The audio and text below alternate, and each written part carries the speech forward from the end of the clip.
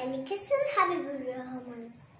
লোকটা শুধু করতো বড়াই, দেখে নিতে লাগলে লড়াই।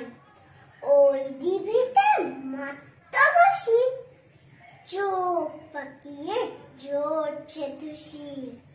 আমি কি আর কারোয় দৌড়াই, ভাঙতে পারি লোহার কড়াই। শুনে সবাই কাঁপতো ধরে, খিল লাগিয়ে থাকতো ঘরে। একদিন এক ভোরের বেলায় বেবাক লোকের ঘুম ভেঙে যায়। ঘর ছেড়ে সব বাইরে এসে বাজিয়ে গলা দেখলো শেষে। ডিবির ধারে বাঁধের গোড়ায় লোকটা কেবল গড়িয়ে বেড়ায়।